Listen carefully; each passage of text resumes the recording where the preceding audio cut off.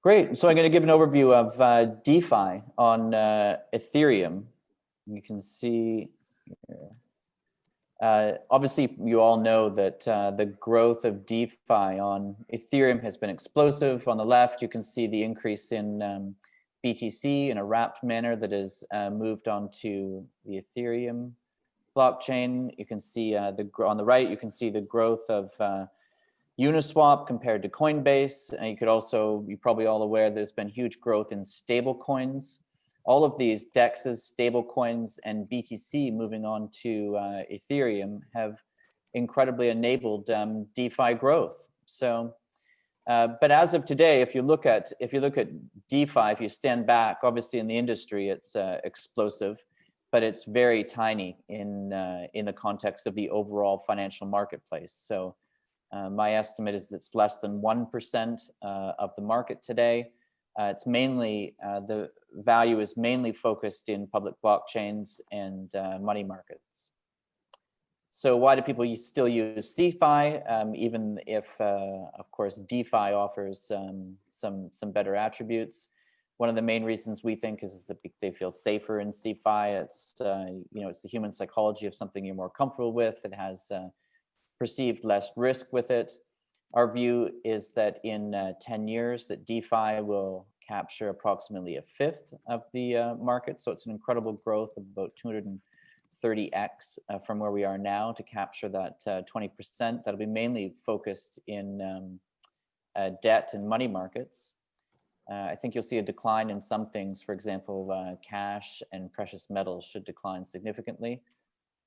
And who will be the drivers of this adoption? We think it'll be mainly savers. And savers essentially are people who are both individuals and institutions who are disadvantaged by the fact that the return that yields on bank deposits and on bonds are so incredibly low that it encourages people to think of alternatives. Of course, one of the alternatives is to cut out the margin that you get in the center and have it shared with users. And then the other driver we think will be people who are frankly annoyed at the system, who are called the 99%. And so savers will be asking, where did my yield go? The disadvantaged will be asking, where did my dreams go? There's a high correlation between the size of the finance industry and the decline of essentially a value captured by the middle class. Globalization is also a factor, of course. And one of the things that we think is needed for mass adoption is a link to the real economy, and is a bridge between the traditional and the crypto fiat systems, and then, very importantly, that feeling of safety. So what you see here on your screen is probably foreign to many people in DeFi, but it's the most common thing that people in traditional finance look at, which is their Bloomberg terminal, which lists all of their products. It's very different than going to CoinGecko or going to some other tool or querying the blockchain to see how your, yield farming is going. But in the traditional world, in the world of, asset management, this is the typical thing that you would see. So for our company, for example, to try and make traditional finance people feel safer with, with a blockchain-based product, we've had our products listed on Bloomberg and received an ISIN securities code, which is kind of the standard thing that you would get in traditional finance. So our view is that disruption is inevitable, that DeFi offers superior value and superior values. And you can see the misperceptions about adoption in the share prices of things like the music industry, which you see on the top left, books, top right, newspaper, media, bottom left. And then on the bottom right is the European Bank Index, which you can see following a somewhat similar curve. So it's not easy, essentially, to project disruption, and the growth of DeFi is certainly disruptive. And we see many DeFi companies essentially as almost like real options. They're a basket of options, and some of them obviously won't be worth very much. Probably most of them won't be worth very much. But out of this DeFi experiment will arise companies like Amazon or Netflix. So our little contribution to disruption is basically based on safety. It's the opposite end of the spectrum from yield farming. So we use essentially decentralization by cutting out the banks in the center we add insurance to our product, and it's based, well, it's really enabled by the blockchain. And what it does is essentially it offers an insured interest-bearing deposit account. Here's an example that we can talk about that is how we create our product, which ultimately at the end leads to insured collateral. So on the right-hand side of CrescoFin here, we do essentially what banks do, and we do lending.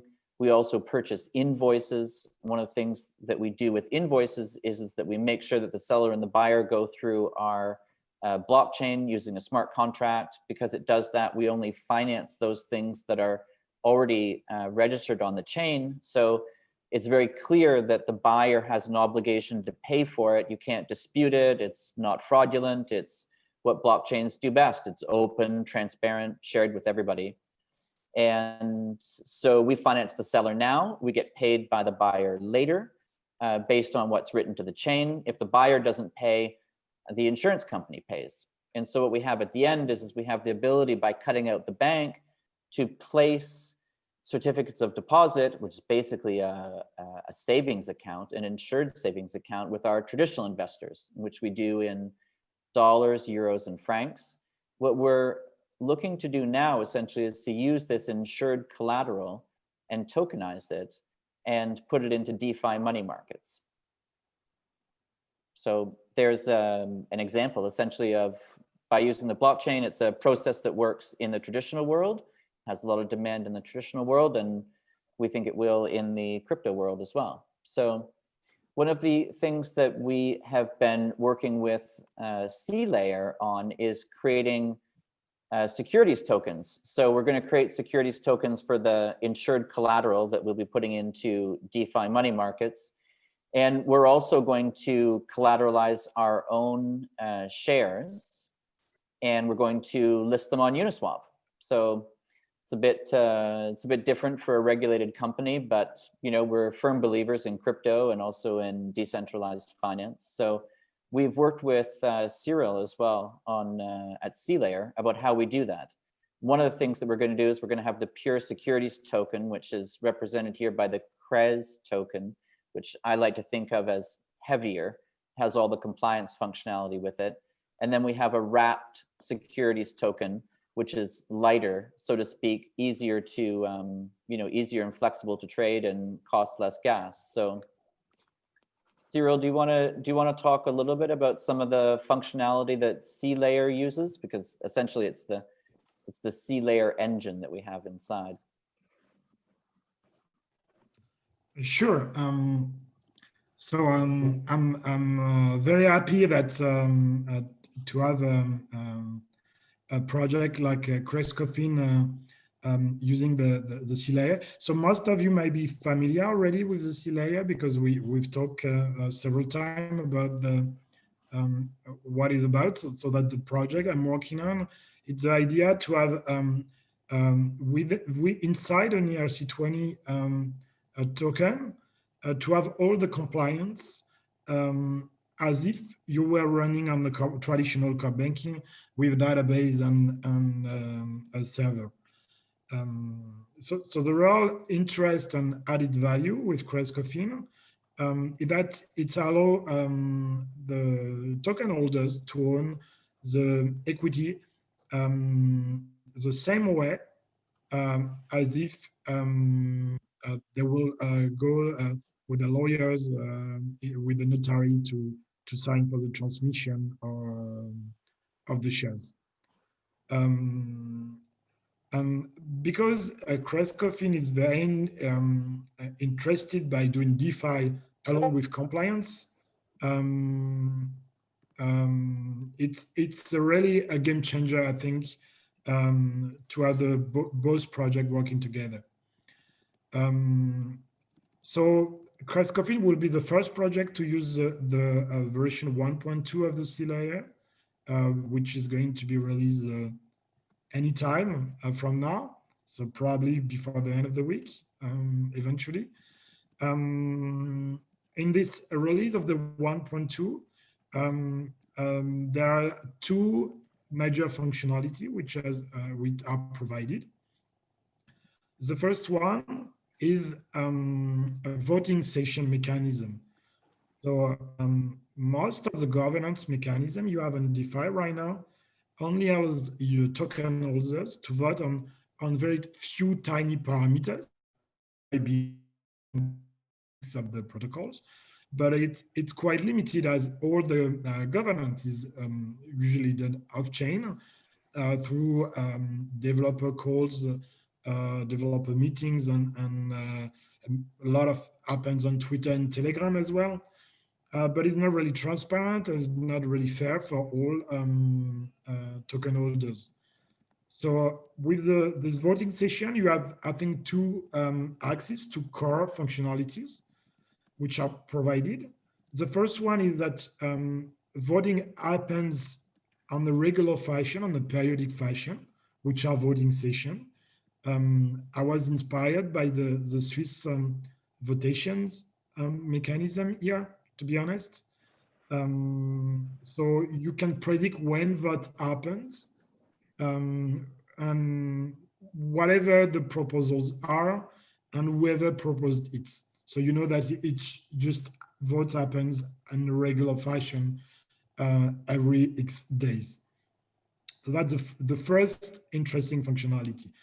The second one is that the rules of the voting sessions can also be changed and configured through votes. So the process itself is parameterized, like the number of days a campaign, the campaign lasts, the number of proposals that you can have per sessions, or the number of tokens are needed to be able to make a proposal to the community. So a lot of different parameters, I was not exhaustive, but a lot of different parameters can be also modified by the community itself to change the parameters and the governance itself. Any kind of proposal may be given, both off-chain proposal that can be voted on-chain, and also obviously any transactions can be signed by the voting contracts, so it's completely composable with the rest of DeFi. So that's the main component of the release 1.2. And the second interesting component of the release 1.2 is the wrap token. So as you can see on this on the picture of CrescoFin, which is why I think it was good to keep it displayed. That's you can have a token which is very cheap to transfer, is convertible 1-for-1 at any time with the Crest token, at the condition, obviously, that you get whitelisted and properly approved by the company itself. So you really mimic here what's happened in the traditional economy, traditional finance, but it's on-chain. The boundary is on-chain, so it really reduces the risk of execution between the traditional finance and the decentralized finance. So that's all for me at this presentation. So Robert, do you want to conclude about CrescoFin?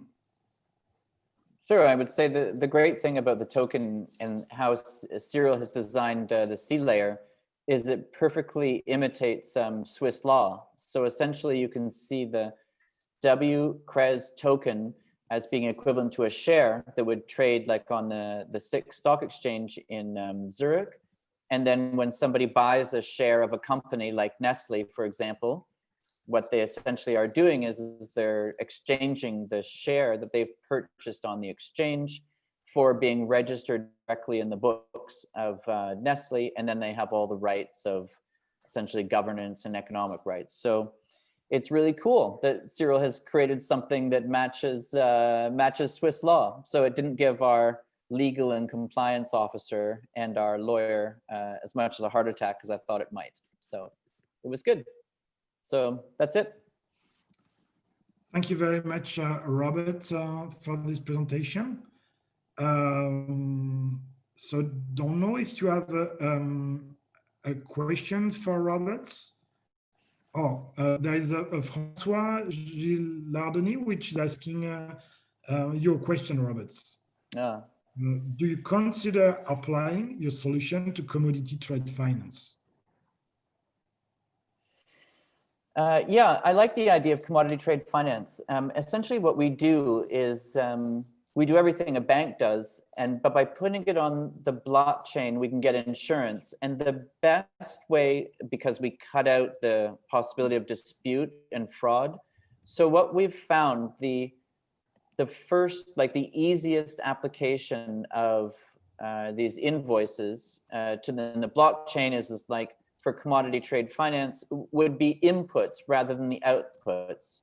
So for example, you could have somebody who works a certain number of hours a day, like staffing, for example, is good for the blockchain. We have a project in the United Kingdom where nurses who work for NHS, like the hospital system in the UK, at the moment you work like a shift for 8 hours and it's recorded on paper and it's not very efficient, and eventually the government, essentially the health service, pays the staffing company that provides nurses. And by putting it all on chain, you eliminate the dispute. And so then we just have the pure credit risk against the government, and you have to wait, 30 days or whatever. So commodity trade finance, it works fine. And I'm very interested in commodity trade finance if it's based on inputs. If it's outputs, however, it just gets more complicated to do it on chain. Like coffee beans, for example, like you ship coffee beans, it depends obviously like, what those coffee beans look like when they arrive, their humidity, I mean, are they essentially acceptable or not? So if it's output based, it's just a little bit harder to do things on chain. As you know, you need links to the outside world, oracles or whatever. So yeah, and then Robert Zaremba is asking, what does the W mean? It's wrapped, that's right. But Cyril, do you want to talk about, I mean, I think of it in terms of the real world where you have a share exchanged on like, the SIX stock exchange, and like you buy a share of Nestle. Essentially what you're buying is wrapped in a sense. It's the right to go to Nestle and say, look, I purchased this share certificate in Zurich on the stock exchange, and I want to be registered in the company's books so that I can, participate in governance decisions and also receive dividends. So what Cyril has created essentially mimics the Swiss system. I mean, Cyril, do you want to talk about it economically, the W in Sure. how it wraps and how it works? Because you have a way to wrap it and unwrap it.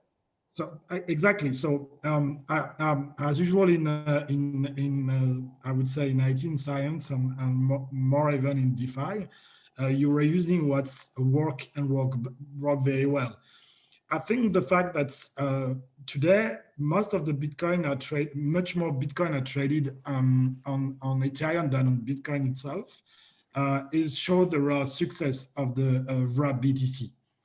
Some say it's a good or a bad thing, but it shows that it really works well, at least on the technical level. And I'm just raising the same concepts, the concept of a wrap token. In this case, in particular, the wrap token is the token itself, the Crest token. And the fact that it is wrapped, or the way it is wrapped, is different from just a swap mechanism, where in a swap you have a fluctuating price between the two tokens, fluctuating rates between the two tokens. Here you have a guaranteed by the smart contract that they will always be 1-to-1. The same for Ethereum and wrap Ethereum you have in DeFi as well.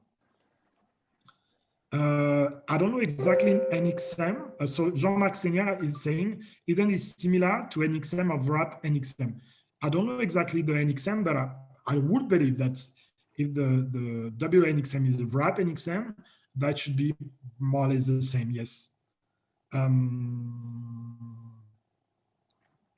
So I will have to check exactly to see how it's done. But it's still a very, when applied to regulation, it's very efficient. Yeah, but your question is good about Nexus Mutual, because it is quite similar. And again, what Cyril has created really perfectly imitates Swiss law. So if you want to buy and sell shares, it doesn't concern the company. So you want to buy and sell shares of Nestle on the stock market, you just do it between individuals. You don't have to go to the company first and say, hey, I want to buy your share on the stock exchange. And the company doesn't have any role in it. They don't approve you, they don't do KYC. It's the same thing here. So, you buy your share like in the stock market, the same as you would buy a wrapped token that Cyril has created. And then if you want to be registered in the company registry, which is the official book of shareholders under Swiss law, then you have to essentially go through the mechanism that Cyril has created to exchange your wrapped token for your Cres token, which essentially does open you up to KYC. Under Swiss law, you don't actually have to do KYC for buying equity. You just have to you have to provide your name, address, date of birth if you're an individual. And the company does have the right, like Swiss companies in general in their statutes, have the right to exclude people if they want. And that is also protected under the Code of Obligations. But what we've done, for example, is we've modified our statutes such that if somebody wants to become a registered shareholder, the company cannot arbitrarily say yes or no to them. We have a little formula that we're going to encode into a smart contract in the future, which is basically if somebody is on a Swiss government sanctions list, then we don't accept that person. But if they're not, then we do accept them. Oh, and we don't accept Americans. I mean, no implication that they're the same as people on Swiss government sanctions lists. But U.S. securities law is a challenge. So we're not taking Americans. But yeah, at that point, when you go from wrapped to the underlying, then the company could have a role of controlling, KYC.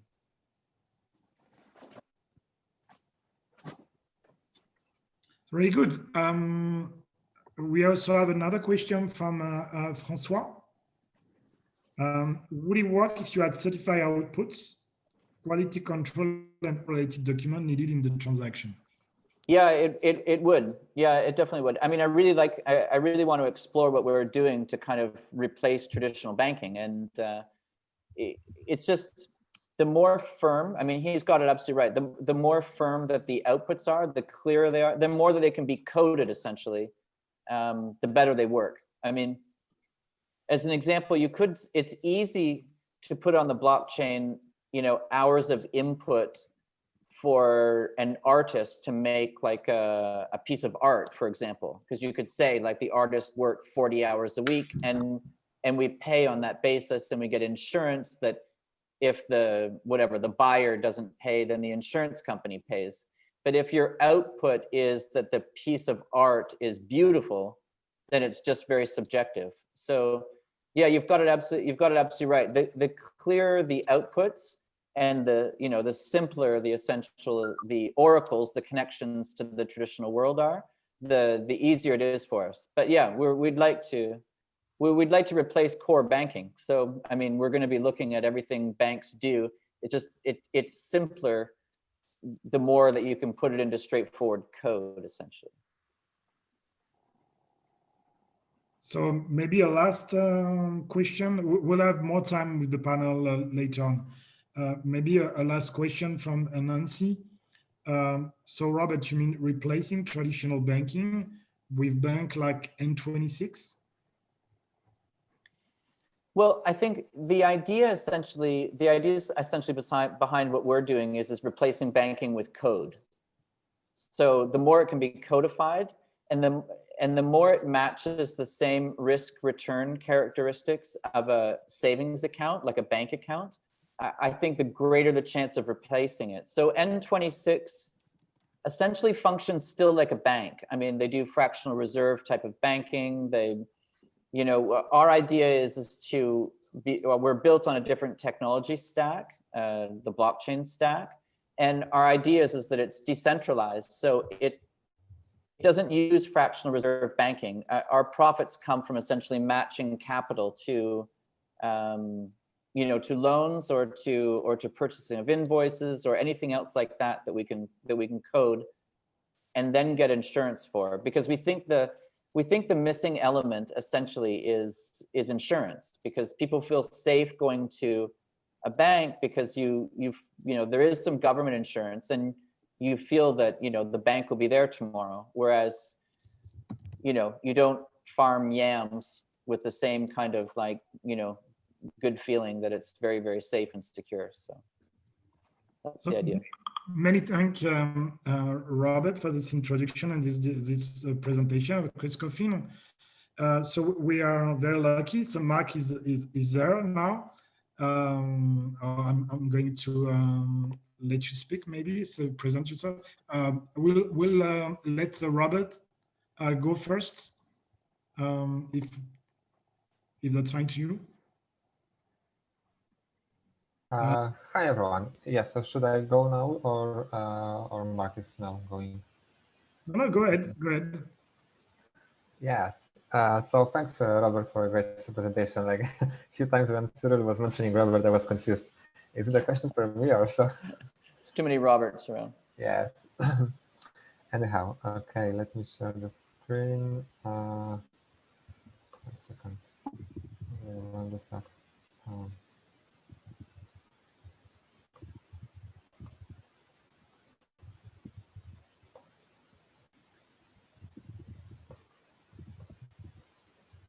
Okay, is everyone clear and visible? I remember last time there was something wrong with. Okay, so I'm going to talk about New Year swap and my recent experience of bridging Ethereum assets out of Ethereum. A New Year swap is an AMM as an experiment. I was coding in summer and recently also built a team. I see that few people here are there. Where we are hacking to make a proof of concept of bridging these assets. Bridging Ethereum assets to a new blockchain. So quick intro about me. I'm doing in general IT research and development, software, smart contracts, all the things about like software engineering, fintech. Last year I was doing a lot of stuff related to the corporate voting, notably here in the Swiss ecosystem, and had the chance to work with many blockchains. My main focus now is Regen network, which is building on Cosmos SDK. Okay, so, okay, that's weird. Sorry for this background, should be white. Continuous liquidity pools. I was presenting it more in detail in July during the DevChain, and before we were also talking about AMMs, I think at least a year, something at the end of the last year. So I will not go much into the details, only saying that last year we had probably 3-4 AMMs, and this summer it was the Cambrian explosion of all the AMM tools. So more like half of them probably had a food in the name, and the most famous one is, I think, still the sushi swap. And we've been all experiencing all this news about the AMMs. But for those who probably were not here in July and our other presentations, there is a more general concept, it's called a liquidity pool. So think about it, okay, as a smart contract, which is trustless and have some mechanism of managing the fund of the liquidity. And the primary use case for that is automated market making. So this is what is the AMM.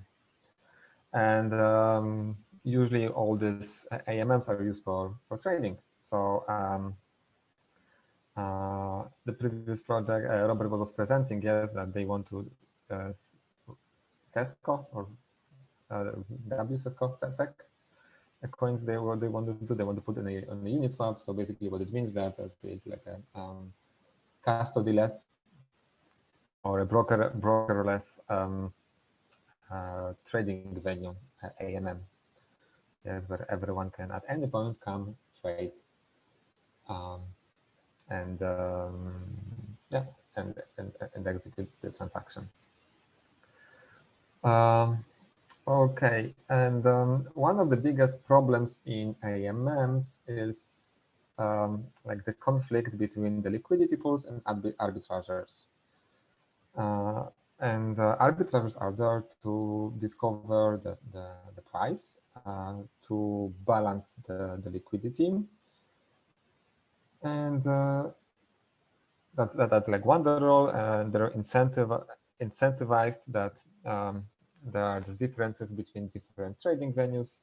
So if on one venue a price goes up, and on the other venue it didn't yet, it hasn't been yet, it hasn't went up yet, then they can buy cheap on the second one and sell expensive on the first one. So everything is fine except with the losses for the liquidity providers, and this is what we call in general gamma in economics. And basically, what it means that the liquidity provider is like long in both assets. So at AMM and at the liquidity pool, usually, as in case of the Uniswap or SushiSwap, or many others, the liquidity provider provides a stake or the assets of both assets as we have in that pool. Balancer extend that idea, and with Balancer we can have a multi-token pools, so more than two. But important thing is that the liquidity provider, he is long in both assets. So if there is a change, if the value changes, and the liquidity provider wants to his stake from the pool and get back the liquidity he provided, he usually has a loss. So in fact, the only time he doesn't have a loss is when the price, when he put the liquidity and withdraw is the same. Otherwise, there is always loss because it's the arbitrage who is making the profit. So to limit these losses, there are different mechanisms. The most basic one is a fee. So whenever there is a trade, the arbitrager made a trade, he needs to pay some fee, and this fee goes then back to the liquidity providers. But again, if these fees are too small, then yeah, the liquidity providers are not happy. So there is this concept I wanted to mention here, something I was researching recently, of virtual balances. So instead of creating this opportunity for arbitrageurs where they can immediately move or do a big trades to equalize somehow the prices between different pools. Yes, we want to do it step by step. This is in part what 1inch is implementing. Another mechanism which is very popular for limiting the losses of the liquidity providers is introducing kind of a utility token. Yeah, so if okay, fee we covered, so what else they can earn? Yeah? So they can create a new token. Why not? Maybe we can create two tokens. So yes, so they need to get something else if these fees are too small, or if we can't afford, let's say, this mechanism of the virtual balances. Maybe we can talk a little bit later during the panel, yes, what are the pros and cons of these virtual balances. However, here I would like to mention about this governance tokens, and this is something that I will focus on later on.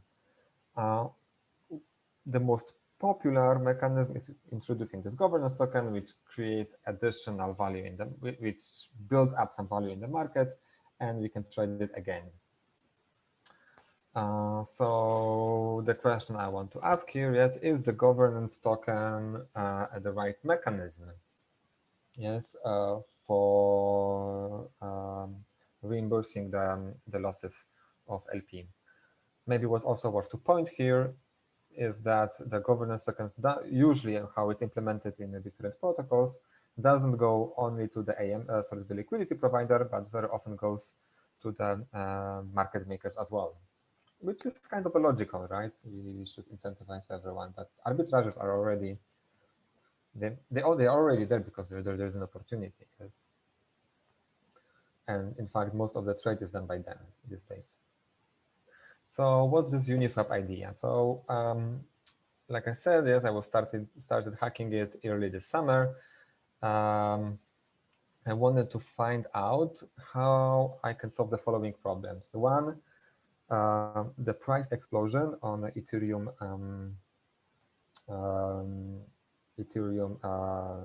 AMMs. Second, like I said, limiting the losses of the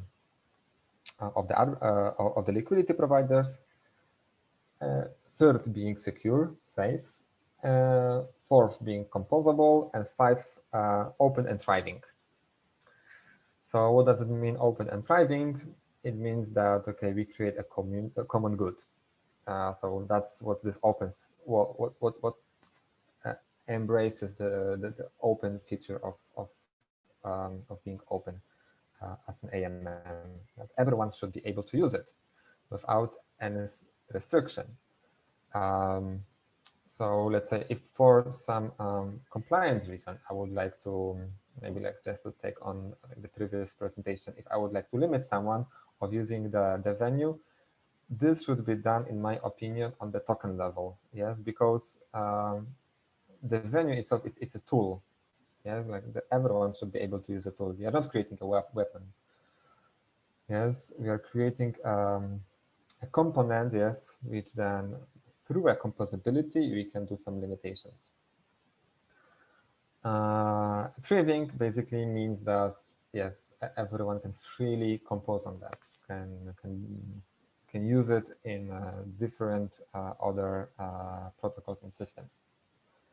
And I'm claiming here that most of the current DeFi ecosystems, including the Uniswap 3, doesn't comply with this open and thriving requirements or features, yes, for the AMM. So why? Yes, and I think why, because one of the root here is in this governance utility, this governance tokens. Recently, there was a lot to say about fair issuance, fair trades, and all of these things.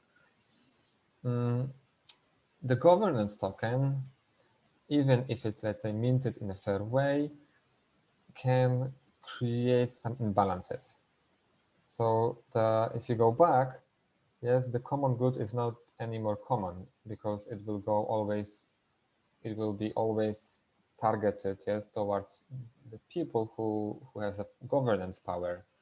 So the basic mechanism, the basic utility of this tool is changing, yes, because it's not, I would like to claim, it's not anymore a common good.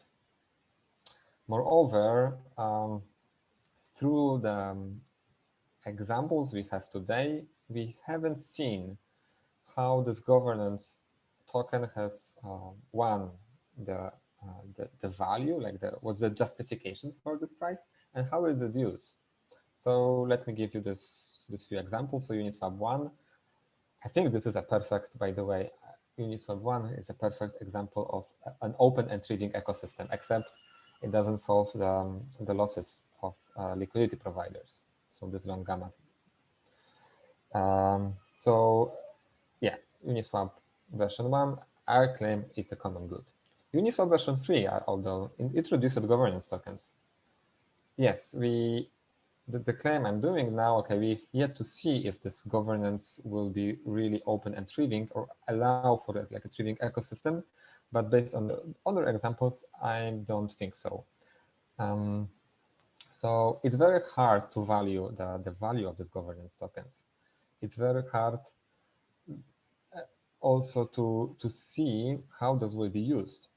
Yeah, so who people, of course, are able to trade them, and then some ways are able to acquire this governance token and move the direction of this common goods into like, let's say, the good of the wealthy majority, or well, in fact, that's like not wealthy majority, but the most wealthy part of the ecosystem, which usually turns out to be a minority by the total amount. And another thing to say about Uniswap version 3 is that we already see that the big exchanges, they took on that, and they own a lot of the stake. Not mentioning the VCs which are behind the Uniswap. Compound. So Compound, in fact, is also a great example, similar to version 1. They have an on-chain governance and on-chain execution, meaning that the governance is really something that we can reason about. So everything is happening on-chain, and we have 24-hour exit time. If something that we don't like about the compound, and if somebody would like to change something, this will still have a time to exit and say, sorry, if I don't like it, I don't agree with this, guys, I'm exiting. So it's a very good approach, but again, not thrilling. If maybe if I would like to, like from all of these examples, if I would need to bet on something that could be thrilling, I would say Compound. SushiSwap, okay, it has a governance, on-chain governance, but off-chain execution. So comparing to it to Compound, meaning that, okay, if I will decide as a, let's say, majority of the voters by the voting power will decide on a SushiSwap that, hey, we are increasing the fee to 1%, then I can't validate it. The execution of it is happening off-chain. So then again, based on the admin rights or the developers there, they will at some point, yes, move and do that change. They are free to do different change, and the only way how we can see it is observing it right after, but that might be too late. Tezos, on-chain governance and on-chain execution, so similar to Compound, but it's very, very slow. I also claim that they don't reach a bigger community. So we have like few voting per year, and they are really targeting the Tezos protocol. So I don't see how this can scale, in fact. Robert, Yes. excuse me to interrupt. Do you have many more slides? How much more time do I have? You told me that you need 10 minutes. Yeah, I was for the demo. Okay, then let's go quickly to. I only want to see this, say like this slide more, and then I will go to demo. Is it okay? Yeah, go ahead. Okay.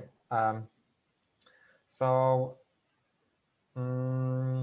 yeah, a few things there. Uniswap, like this is just to show this example, yes, to where it goes. Uniswap version 3 offers $1,000 of a governance token, so these uni tokens, for the Unisocks holders. So I find it kind of a joke. Yeah? So if I bought in the previously a socks with a Uniswap brand, now all of a sudden the Uniswap is rewarding me for those tokens on worth back on that time. It was like a few weeks ago, yes, $1,000. SushiSwap, they use it, they created the whole venue with this governance tokens using the vampire attack. We were talking about it last month. So all of this, I think it's easy to see that this is creates this construction of house of cards. Many of these tokens are in fact created using the Ponzi scheme. So one using the another one, copying, like forking the code, doing some change. and incentivizing to do immigration, creating more and more governance tokens. So at some point it will collapse. If it will collapse, you know, the most powerful people who are the best connected to the ecosystem, they will have time to exit. Others, they will have a big losses. Okay, so this is all the background of this research I'm doing, and I started to create them. Like in the hackathon, we created the proof of concept of like moving the Ethereum assets to a year. I will skip here the trust assumptions. In the panel, somebody would like to talk about it. Just ask me. I will only say that it's fully trustless, so we don't need to trust any single person. So let me do a demo now, very quickly.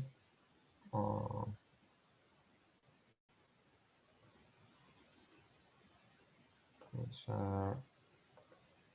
Can you see the screen? I guess yes. So what I will do, we created a mintable token. So a few of them. So here is, for example, Tether on the Ring-TB, and I want to create lots of it. And I need to like copy one, like a big number. I just need a big number because we denominate everything with 24 decimals. So just copying like 8 with 24 decimals.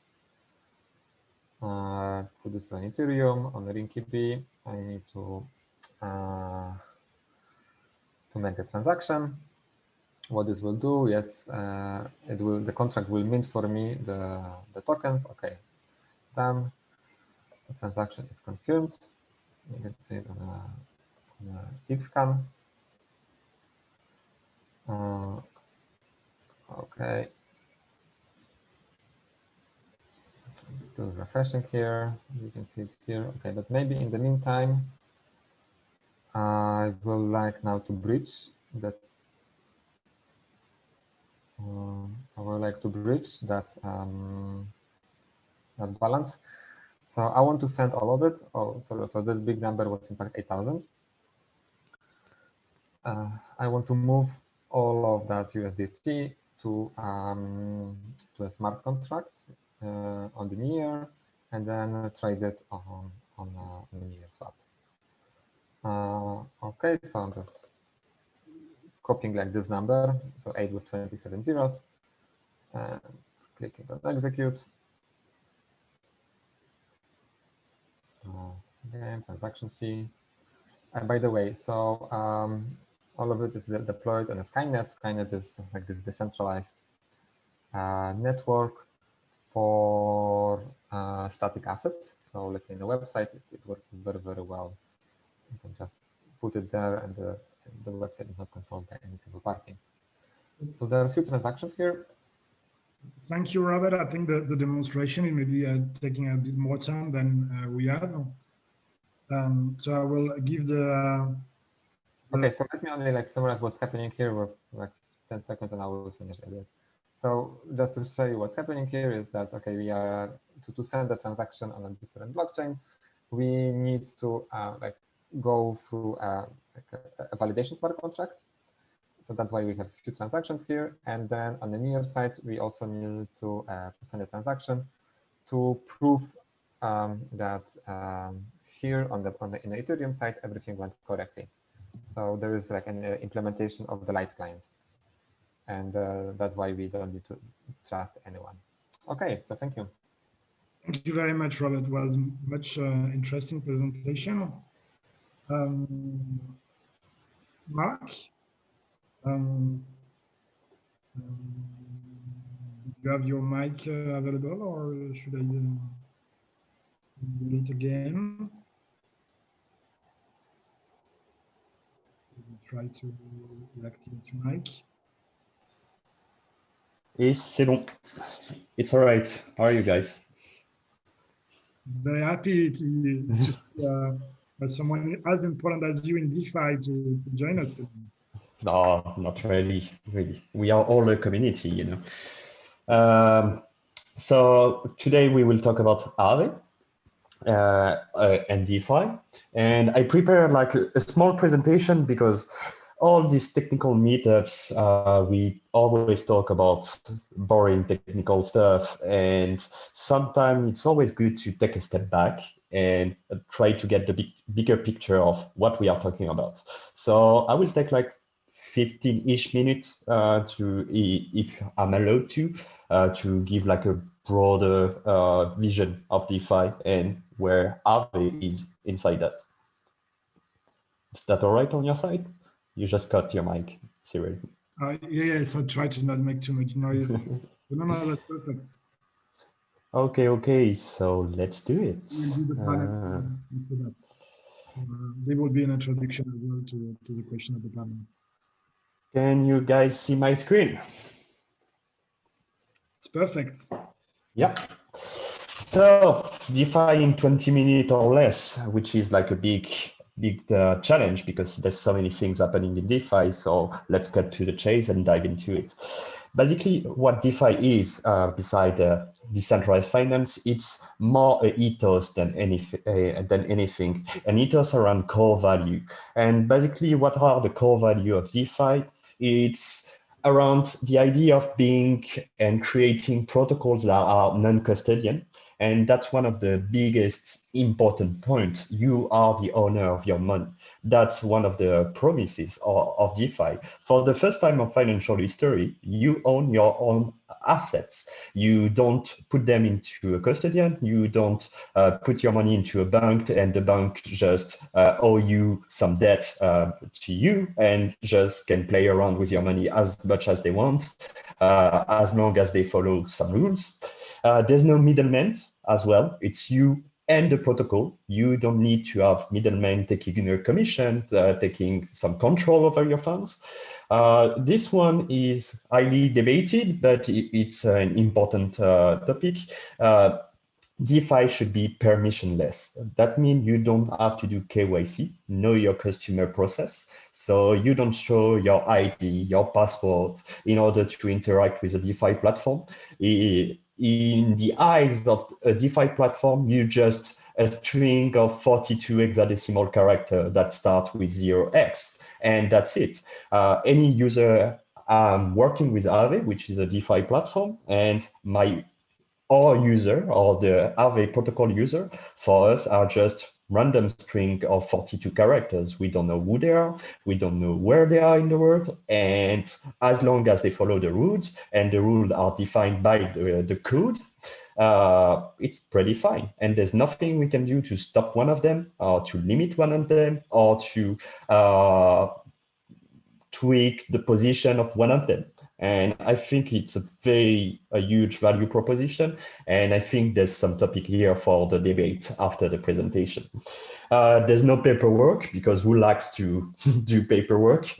I'm very sorry for the jurists and lawyers in the audience, but nobody your job is very well respected, but nobody likes the paperwork and that part of the job. And also it's less important in the European Union. I don't know what's the situation in Swiss, to be honest, but it's very well known in the US, for example, that you can have a credit score that is a score that will track your financial history with custodians and banking partners and will influence your rate and your market condition in order to get loans, in order to get basically everything. So in the areas that enforce a credit score, if you don't have a good credit score, your financial activity is much more limited. And I love this meme that I put on the right corner. What's the point of DeFi? And basically, not really burn the banks, but propose an alternative in the context of the blockchain transaction.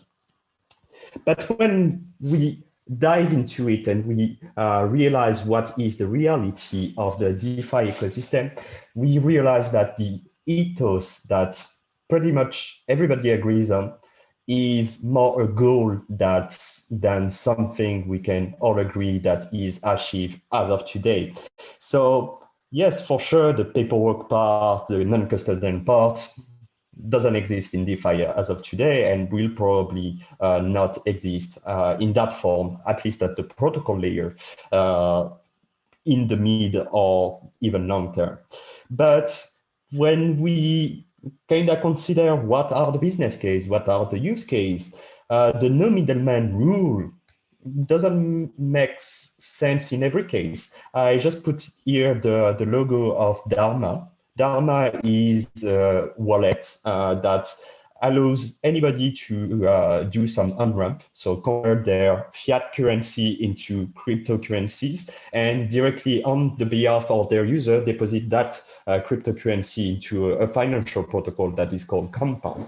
And basically, if you already use the Ethereum blockchain yourself, you instantly realize that you have to be fairly technical to use it, because you have to put an extension into your web plugin, which is most of the time MetaMask or one of the alternatives.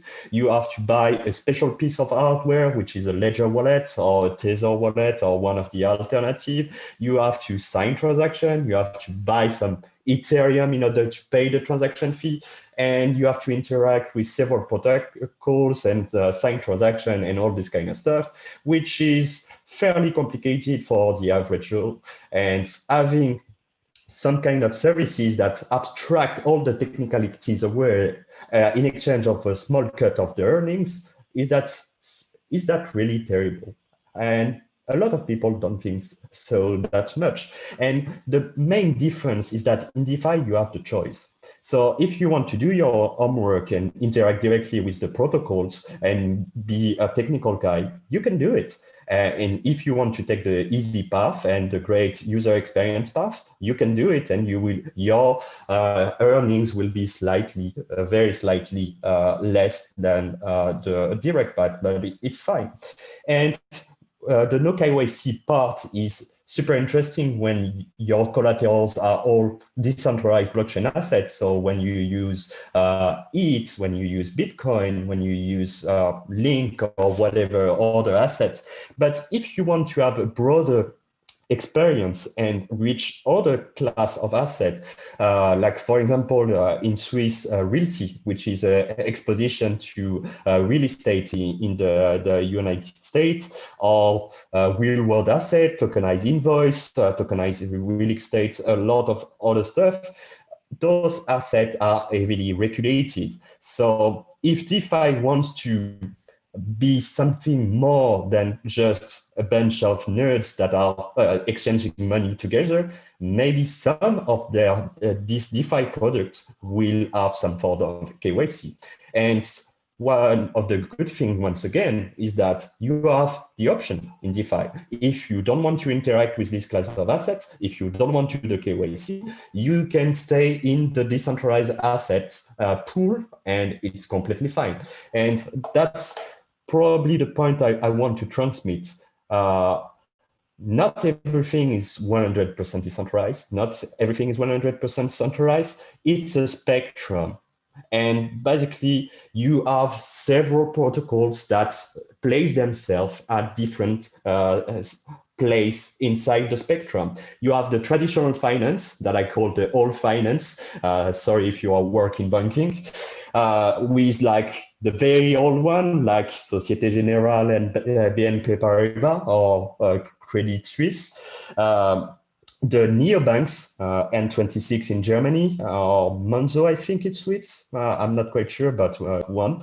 Revolut in the UK.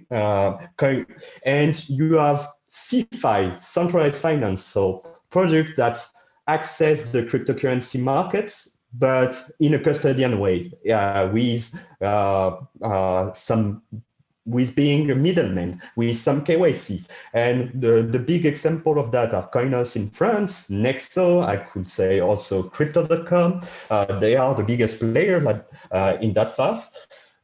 Slightly more decentralized, you will have exchange that can allow you to buy and sell cryptocurrency with very small threshold where you don't have to do KYC, but usually it's very, very small amount of money. And usually if you want to really interact with this kind of platform, you will have to do some KYC. Monolith, which is a great project that allows you to input your cryptocurrency into a debit card and convert it on the fly in order to pay on every point of sale, basically. And then you have DeFi, but even within DeFi, just like Robert said in the previous presentation, you have some protocols that are more decentralized than the other. For example, AAve is a DeFi protocol, but until the version 2 of the protocol, which is a few weeks from now, the AAve team, and I'm part of it, has some special privilege in order to upgrade the smart contract, list new assets, pose some reserve, some access to some tokens, but never access to user funds. It's just a way to modify the protocol in order to provide new features. But what we will be in the future is basically what Uniswap is today, smart contracts that are immutable, that anybody can create a new pool with a new asset and anybody can interact with, and there's no specific administration keys to it. So keep in mind, DeFi is a spectrum and every project is somewhere in the spectrum. So it doesn't make sense to waste time to say this project is DeFi, this project is CeFi. Well, we don't care. As long as we understand the common ethos and where we are placed in the scale, it's all fine. There's some growth and there's some addressable market for everyone. What is the system that is behind the lending protocol? So Aave is a lending protocol, a money market. Sometimes you hear a lending pool protocol. So what is this system? How does it work? It's not an innovation. It's a technical innovation because it uses blockchain, but on the financial side, it's not an evolution at all. It's not an innovation at all because it's all based on what we call the Lombard credit system, which thrived during the Middle Age in Europe and which is as old as human beings. So one of the first bigger and biggest player in that market was MakerDAO, the creator of the stablecoin DAI. And basically what a stablecoin is that it's a cryptocurrency asset, crypto assets that is pegged to a fiduciary currency, or it's pegged to something else. And basically one DAI is all value. The value of one DAI is always very, very close to the value of one USD. And how does it work is that you have to input a deposit into the system, and that will allow you to create a debt. And basically that debt is part of the money creation. It's part of the supply creation of the DAI assets, but you have to pay back. And when you pay back, that DAI that you created when you took your loan is destroyed. And those, many of you in the audience are saying, well, that's how a central bank works. And exactly, that's how a central bank, or in a broad way, a commercial bank will work. And it's exactly the same system. You create the asset by the loans, and you destroy the circulating supply by repaying the loan. So nothing new. What is important to remember, it's a Lombard credit system, so you have to deposit more than the value of your loan. So your loan to value ratio is always below 100%. You have to be over collateralized in DeFi. Why you are over collateralized? It's because it's blockchain. There's no KYC. It's permissionless. So if someone borrows some money and doesn't want to pay back, we don't even know who he is. So how can we send the public force to force him to pay back his loan? It's impossible. So that's why all the DeFi protocol do what we call over-collateralized loan, because if the borrower doesn't pay back, there's an incentive that can be created to pay someone to pay the debt on the behalf of the original borrowers, because there's money to be distributed from the collateral of the borrowers. And what is, for me, the cornerstone of the DeFi growth that we witnessed this year is the stablecoins. And the stablecoins are basically what was the missing part of the blockchain and cryptocurrency ecosystem. Because a stablecoin, when you think about it, it's a peer-to-peer cash system. And in 2008, and almost 12 years ago, when someone named Satoshi Nakamoto published a white paper saying Bitcoin, an electronic peer-to-peer cash system, there was this idea of having some cash on the internet, having some money, decentralized money on the internet. And what money is, one of the most commonly accepted definition, is that money should be a store of value, a unit of account, and a medium of exchange. And when you look at the stable coins, it just fits all the criteria. A store of value, well, fiduciary currency, of course there's inflation, but for most of them, you have time before losing all your money through inflation. Most of the people just earn some wage and then spend most of it and then have some savings, but the savings are working. So who cares? Unit of accounts, we all have a good vision of what is the worth of $1. Medium of exchange, well, $1 is easy to exchange to pay for goods and services, because if you are a business owner, you are not a trader. So if you accept, for example, Bitcoin, you have to believe that the value of Bitcoin will be at the time of the transaction until the time where you will sell in order to settle your accounting will be at the same price or higher. Otherwise, you just lost money. And a business owner, the job of a company is to have some cost, put some margin on it, and sell it for a profit. So a business owner cannot trade with the currency, which is the cash flow of the business. That's why a stablecoin is much more interesting for them.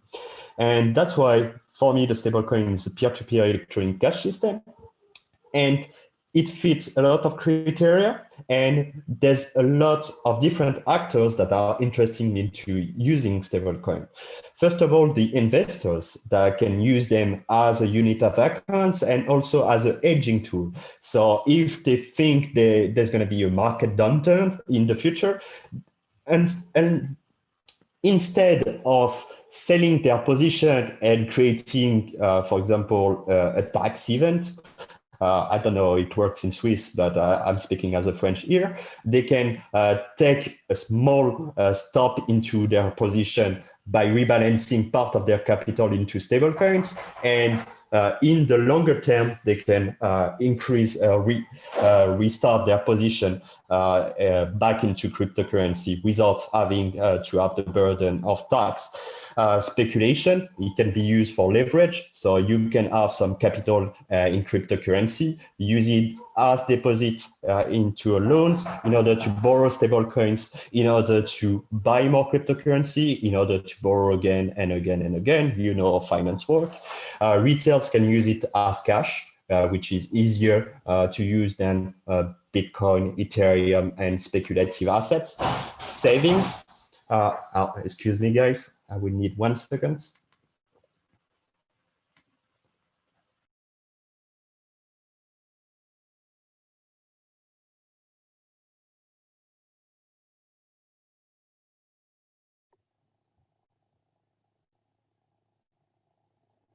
I hope everything is fine. So I'll let, okay. I need to give you back the mic. Sorry guys, small issue at home, but it's fixed. So I was saying there's several actors.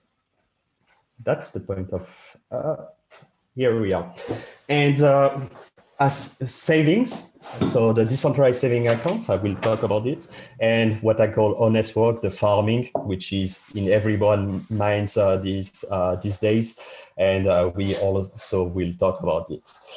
So what's the point of a decentralized saving accounts? Well, in the times and age of negative interest rates, and I think you guys in Swiss are very much affected by that, it can be an option, like you can leverage a DeFi to swap some fiduciary currency into stablecoins. So you end up with a non-speculative asset, well, which is pegged to the USD.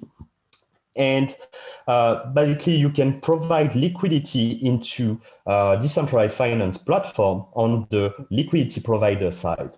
And that liquidity will be used by borrowers, which are speculators or just people in need of liquidity, and they will pay interest. And as the protocols are decentralized and there's no middleman and there's no particular commission, some protocol takes a commission, but the others don't.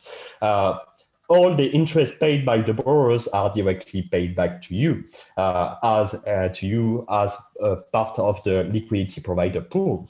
And basically, that's a way to have some passive income. And I will say that 80% of the users of DeFi are at this step because it's a low risk. There's still some risk because maybe the protocol can fail, maybe there can be a hack, maybe the stablecoin can fail. So there's always some risk. There's nothing that is zero risk, but the risk is fairly limited, and the earnings will not be triple digits, but you will have some reliable stream of income that way. And 80% of people are not speculators, and they stop there when they're under DeFi, and I think it's pretty fine.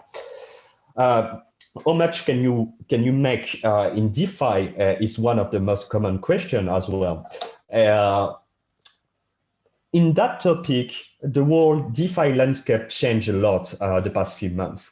So basically, DeFi used to be APY driven, so organic yield driven. The borrowers were paying interest directly to the lenders, and that was the main yield form. And you add some platform like LoanScan, or this one is DeFi Prime, that will show you the 30-day average and the rate of today of every platform on every asset. So DAI is a stable coin, USDC is a stable coin, and you can see that during the time of this time frame, you get this amount of interest rate. And I put the stamp ACT because to remind everybody, it's non-zero risk.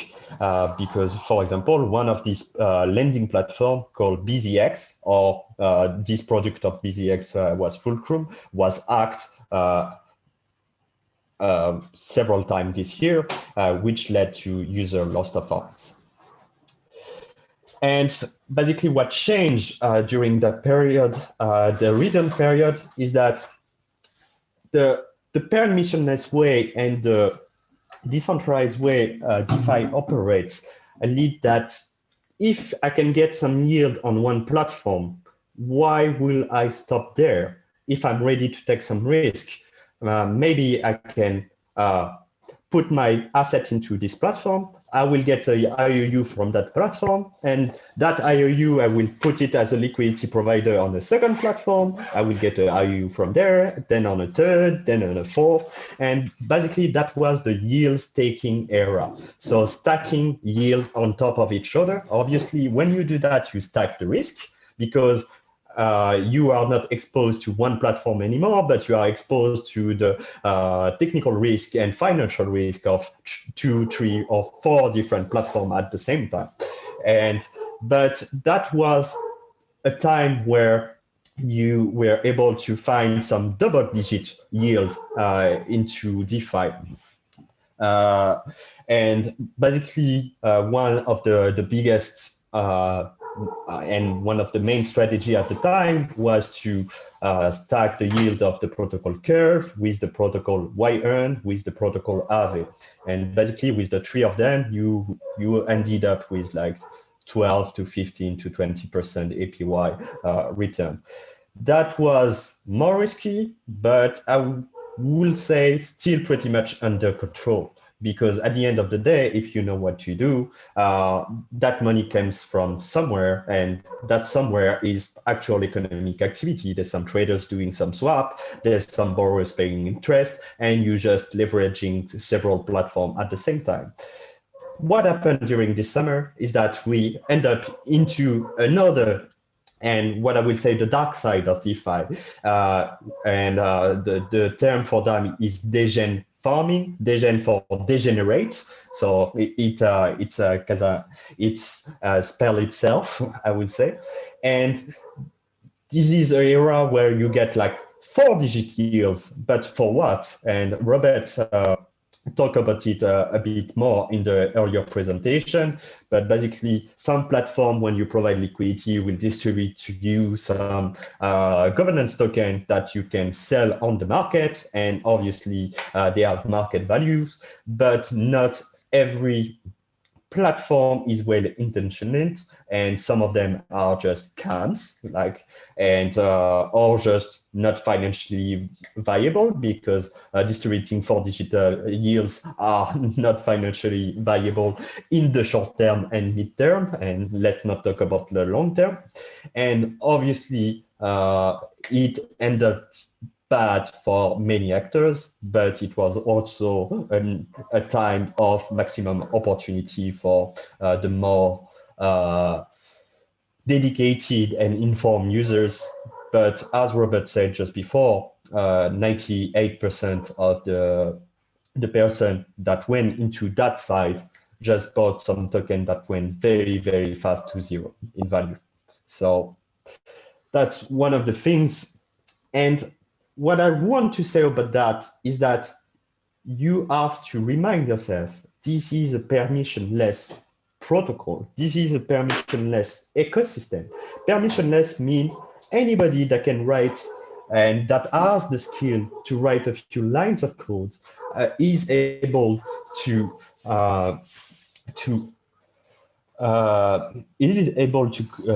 publish on the Ethereum blockchain some smart contract, to publish a platform, and to basically take user in.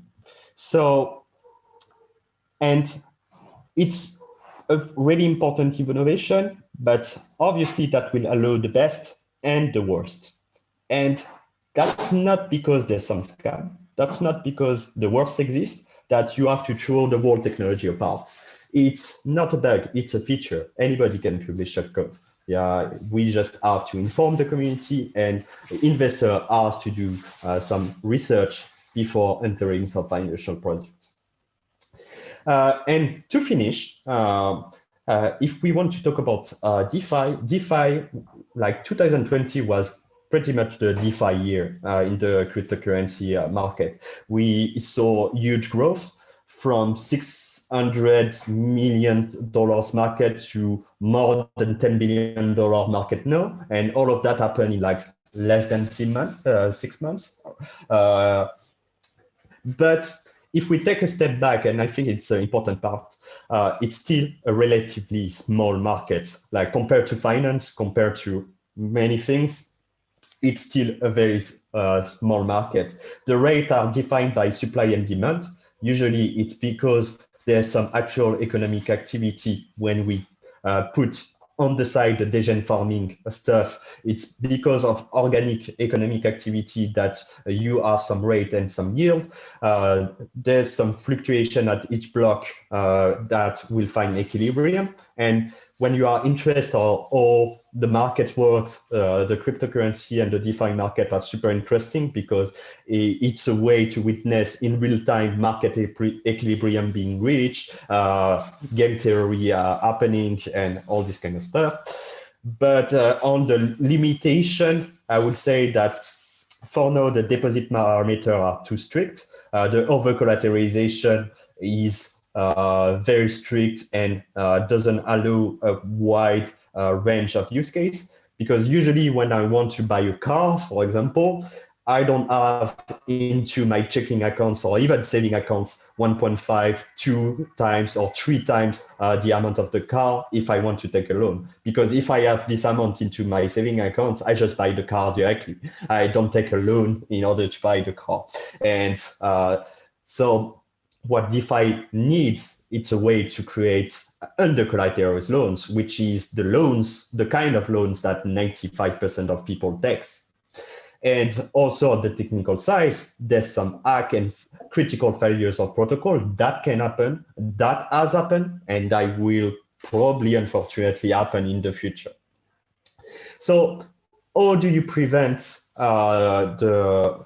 the shortfall events and the hacks? Well, you cannot prevent it in the technical way, because if the bug is here, there's some smart man that will find it. And if there's a financial incentive to exploit it, they will do it for sure.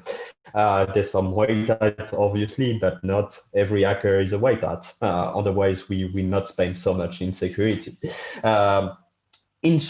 What I call insurance for the crop is that you have like 2 market leaders in the insurance platform. There's a third one I will briefly talk about. There's Nexus Mutual, which is a mutual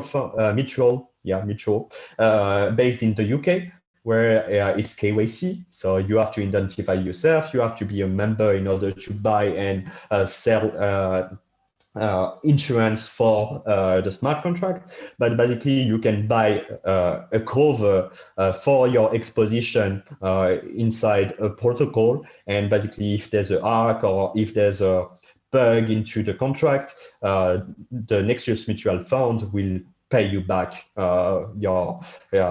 the amount you covered. There's also, and that's one of the biggest markets in traditional finance, the derivative path. And with that, OP is doing some option. And basically, you can buy a put or a call option directly on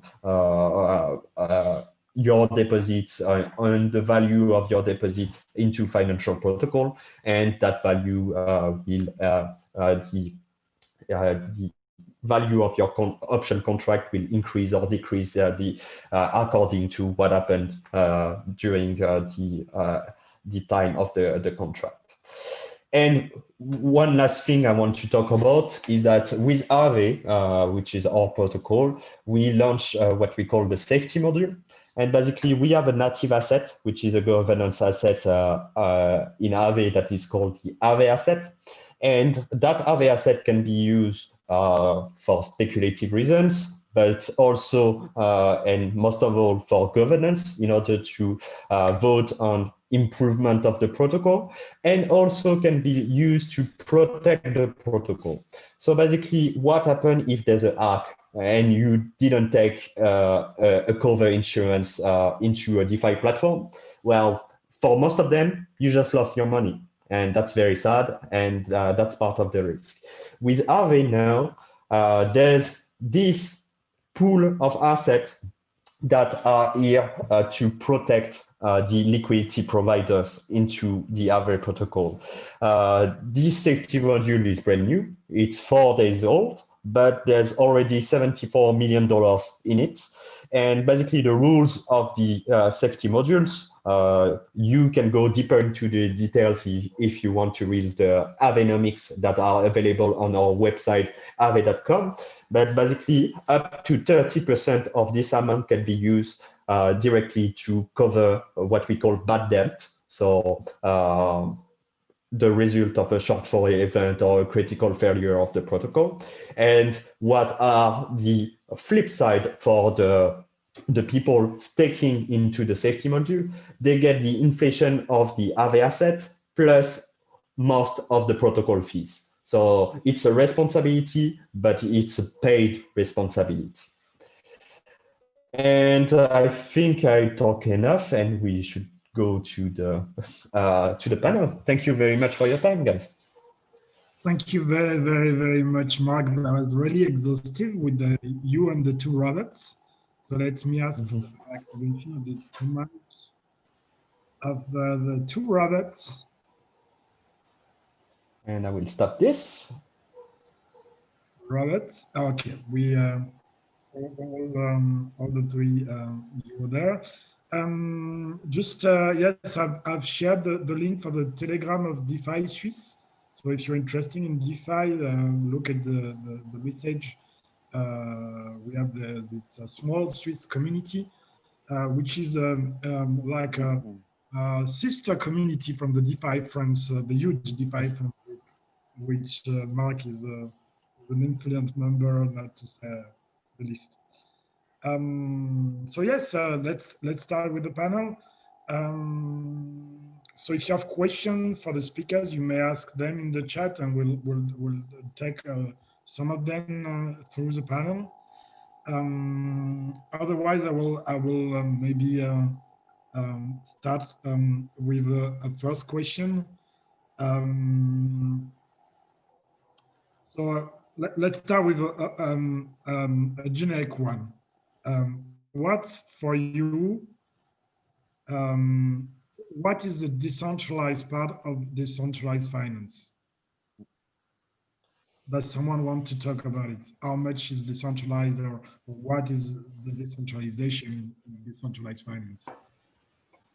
I may take on it first. I think the principal idea here is that I own my assets. So today, for example, yes, the only decentralized finance we have, or the closest thing for the decentralized finance we have is cash, but not even, because a government is like the body who is, or the central bank, yes, who has like the whole all power about it. But I think this is the closest what we can get, because there will always be some compliance, as you probably Cyril is, or around it for what, 2 years now, or 1 year, that we need to obey.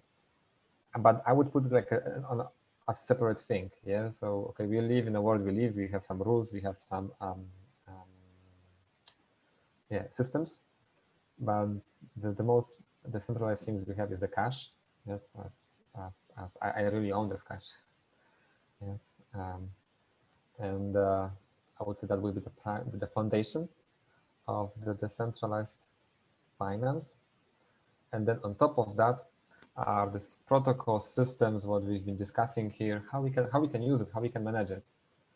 Yeah, so like moving it, so having it in a way that it's efficient. So cash is not efficient. If I want to send it to you, let's say to Jean-Marc, well, how can I do it? Send a pigeon? Do we put in a post?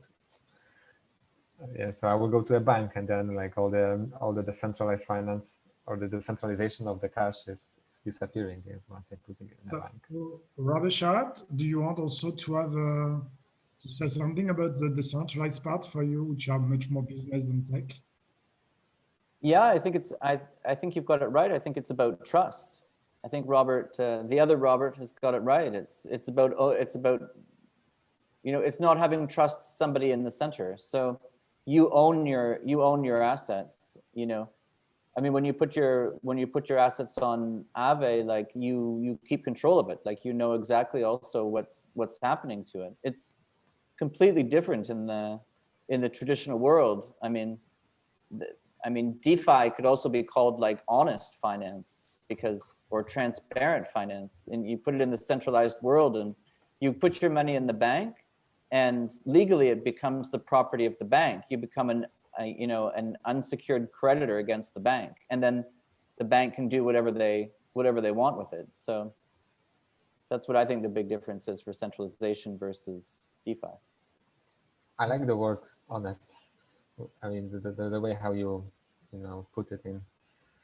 Yeah, centralized finance is based on, it's really based on significant deceptions. You see why people become like Bitcoin maximalists, because when you figure out like just how dishonest the centralized system is, you can, there should be warning labels on some of the books that you read, it's like, you just get so upset. And I think it like I think it drives you naturally to, I think it drives humanity naturally to decentralized finance, because it's a human value to want to control yourself, the product of your hard work, and to have it done in a transparent way. So Mark, do you want to add something? And there was a question of Didier who said, what do you think about having to trust a smart contract?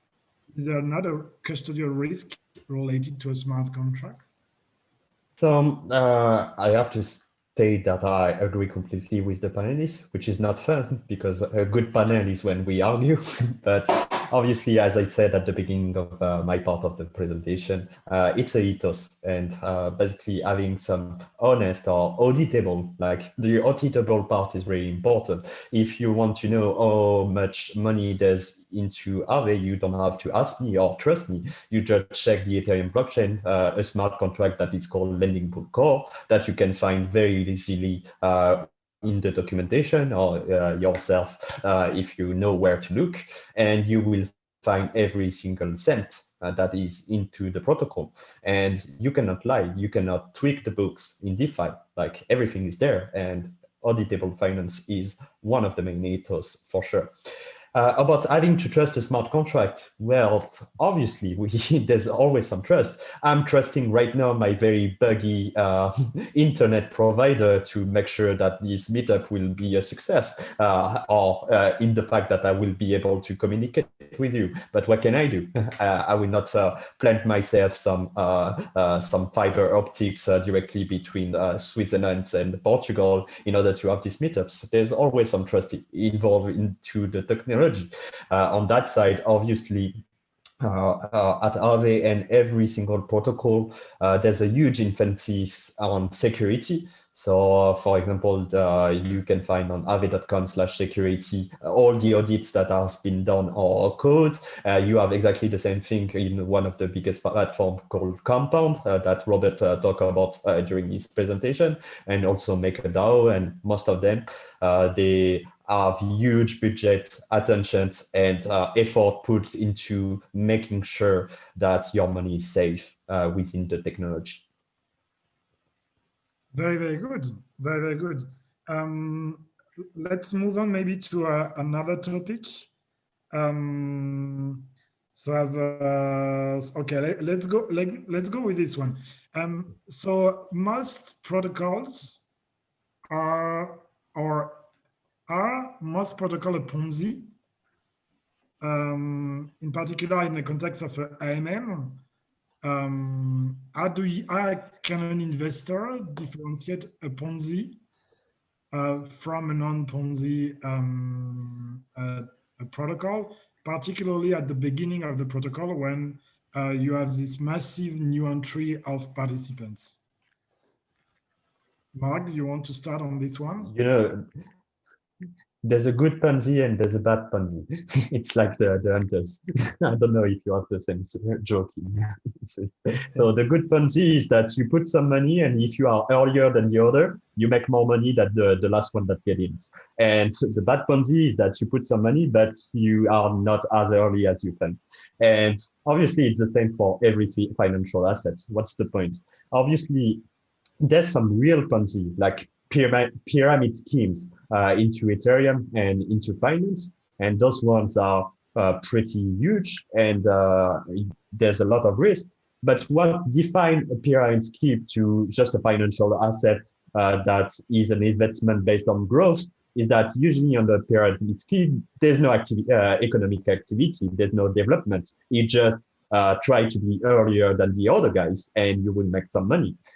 When you put some money into Uniswap, for example, you are betting on the growth of the volume of DeFi over time, which has been a good bet until now. And if you think that DeFi will still grow, it might be a good bet in the future. When you put some money as a liquidity provider on Compound or Aave, you are betting that there will be some borrowers in the future in order to provide you some yield.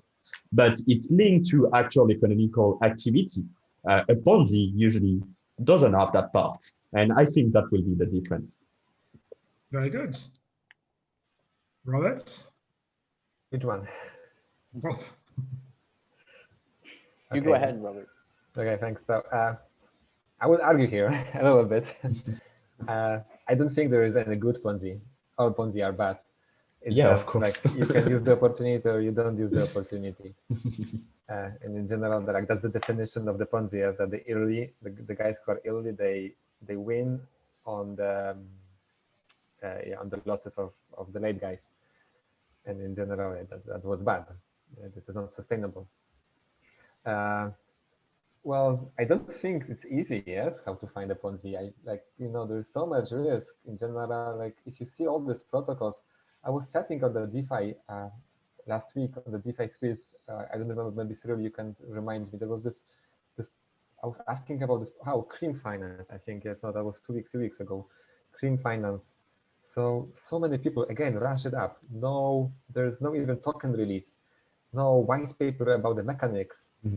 And yet people are investing. So, I mean, there's so much opportunity. I'm so deep in the blockchain, and yet sometimes I feel like a loser because I'm not using these opportunities. But on the other hand, like I already learned my lessons that, I'm like an engineer, I'm like more deep diving into like both the research and the coding. And then I already wake up one day, like after a month of looking at my wallet and think, oh no, there was a dump. But more specifically answering your question, I like what Mark said, yes, that yes, there is this opportunity, and if you do it correctly, we can use it. But if the protocol, what is defining is that, okay, reusing other protocols. So the basic mechanic where one protocol is building on the other one, but doing the incentive based on the activity we will absorb from the other one, it's for me like already a receipt for a Ponzi. Yes, because let's say if you start like one on another, this is what I call this house of cards. Because if the one in the middle collapses, we will find out, okay, yes, they're exiting, all the other guys on the top of it are gone. Yes, like and what Mark said is how we value this thing. So you nailed it correctly. Yes, but the future value. What's the future value of Ponzi? 0. Yeah, but is Tesla a Ponzi? Sorry? Is Tesla a Ponzi? Tesla. Then is Apple a Ponzi? The future value is not 0. It's not a Ponzi. It's overvalued, in my opinion. It is very overvalued, but it's not a Ponzi. Do you have a component of a Ponzi even in all projects? Yeah, for me, every financial asset, if you wish to look it that way, can be considered a Ponzi. But to me, the key difference is the economic activity. Is there some actual organic activity? Where does the yield and the return come from? If it comes from users that are paying for a service, what's the point? What's the issue? Well, depending what's the service. If the service is like the investment, that's what's like that's what we like expect differently. That's why we have these regulations to protect the user. Robert Charat, I have a question from the audience to you about your revenue model. And maybe within this specific question, how would you define, how would you communicate to people that would believe that CrescoFin could be a Ponzi? And how do you remove that ambiguity to investors? Well, I would rely on what Mark just said, that it's tied to economic activity. So we have a dual track approach. So we actually operate in the real economy. I mean, it's on a blockchain stack, but we operate in fiat. So we offer our accounts in dollars, euros, and francs. I mean, we do it by cutting out the bank and getting everything insured. And we offer returns that are, well above what you can get in a bank account. So, but we do that, it's a bit different. There's broadly 2 types of lending. One is like Mark quite rightly outlined, which is Lombard type lending, where you're lending against an asset, and usually it's over collateralized. So your loan is less than your asset. And then the other type is lending against future cash flows, and that's what we do. So, the DeFi space hasn't really cracked that yet. The DeFi space is very much on the over-collateralized asset, which is amazing. I mean, I think the DeFi space, the experimentation is really great. It's really exciting. It's something you don't see in traditional finance. And so the way that we make our money is, the more typical way is that somebody, comes to a bank and says, I have an idea and it's going to generate future cash flows, but I don't have enough money today to buy the capital equipment to generate those future cash flows. So the bank, takes a view on it. And that really doesn't exist in DeFi today. It's harder to do because you really need to connect through to the real economy. And I think that will lead to mass adoption. That's what I meant in my presentation, that acting as a link to the real economy and then bridging traditional investors, I think will hugely open the space in DeFi. You see AAve doing it a little bit with their credit delegation idea, which is amazing idea, and it's based on essentially, people maybe who have a track record, and you as the borrower have, if I understand correctly on AAve, you have some borrowing capacity, but you don't use it yourself. So you allocate it to somebody else, and then they use it, and you participate in the benefits. And what we do essentially, we generate our returns in a similar way to a bank does, but a bank does like maybe, I don't know, 50 different types of lending for different subsectors and different ways they do it. And what we do is quite linked to the blockchain. So for example, we buy invoices from small companies that are selling to larger investment grade companies. And the smaller companies need working capital because they're not going to be paid, for example, until, like a month later, but they need the money, within a few days. So we provide it to them by buying those invoices for the service that they provide to the large, the large company. And then that has to go through our blockchain. So that's what the question earlier was, would it work for commodity trade finance? And my answer was it had to be an input. So as long as it's very clear, like the buyer doesn't question what they're getting, like as long as it's, time, for example, like, I mean, if somebody, is a contract engineer, globally working for like, Microsoft or Apple or something like that, like if they're just paid based on putting in 8 hours a day, then we take the credit risk against the buyer paying because the inputs have all been done. It's very clear. It's what blockchain is great for, right? It's open, transparent. Everybody agrees the service has been provided. You can't dispute it. And then it's just the credit risk of the buyer paying and then a certain amount of time in the future. And that's more traditional finance. And that will come to DeFi. I mean, I hope it will. I mean, that's what I'm trying to do. And, so that's our revenue model. This is a perfect chance. So thank you very much for answering the question. Tell us, Darko, if that's right. I think what you just said, Robert, is a perfect transition to the traditional finance, what Marx described as the old fi. And how do we bridge the two? Because I think the future and the power will be to bridge the two. Do we need to put compliance on chain, or should it stay outside of the blockchain? I have a huge bias on this question, but I'll let you guys tell us. In my opinion, it's very important what Robert said, because for me, we need two things in order to go from what is DeFi right now, a $10 billion market, to what can be DeFi, which is $500 billion market. And basically those two things is scalability. And that's why you need some solutions such as NEAR and the Rainbow Bridge that has been shown very briefly by the other robots. And also you need under collateralized loans and future cash flow. And when you think of it, 99% of the loans we take are future cash flow loans, because at the end of the day, when you do another collateralized loans, the bank doesn't trust you 100%.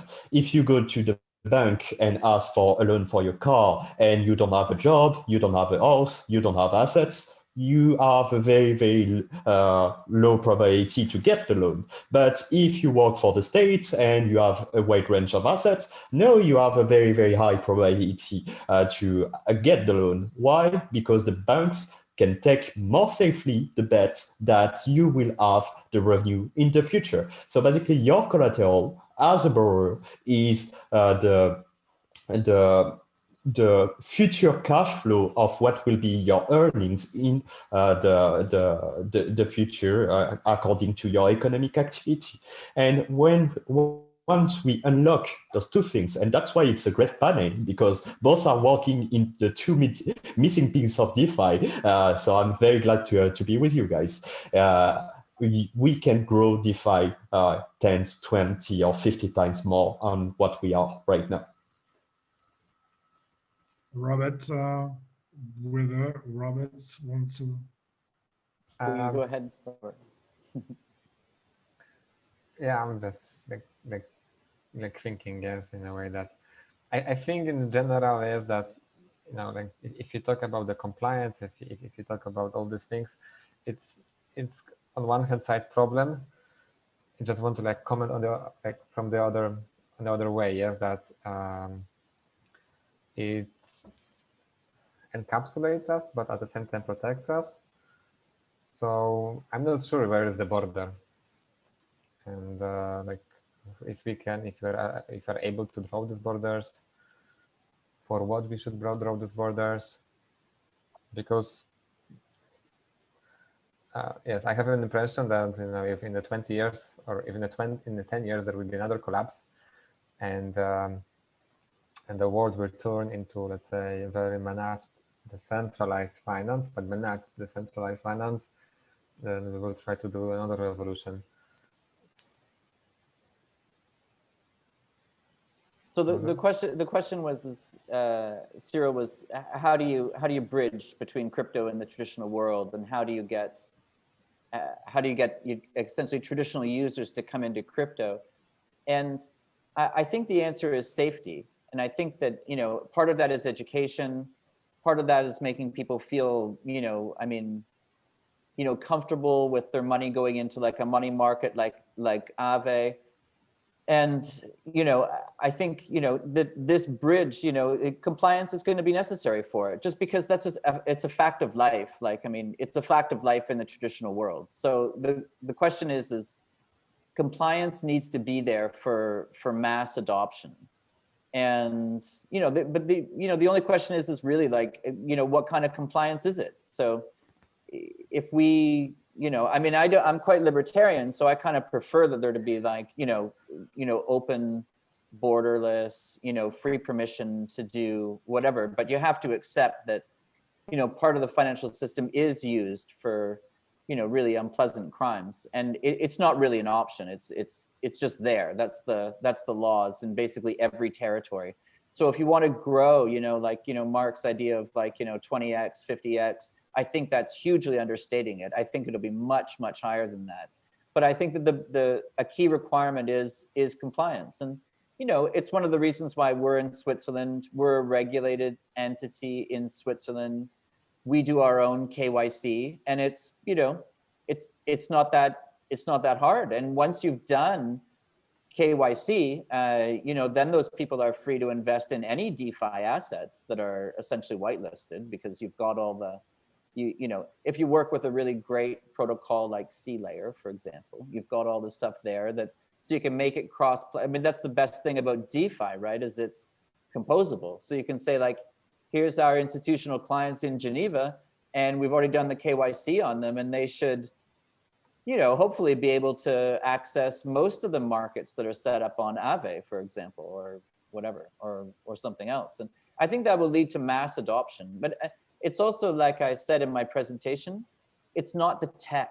It's really like, it's the benefits for users, right? So it's like savers looking for yield, but, you know, also reassurance. Like, they're not looking for 1,000% yield, and like, you know, they're looking for But DeFi can provide, by cutting out the banks and operating on the blockchain stack, you can offer institutions like, even like 3, 4, 5% yield. People in the traditional world sell their mothers for another 1% or something. You get nothing in the, you get nothing in the traditional world. But it's also like there's a game to be played as well, right? If you show up in like a cat t-shirt, and you may not get as far as if you put on like a tie. And that's why our products, for example, we even though they're DeFi products, we got an ISIN securities code for them,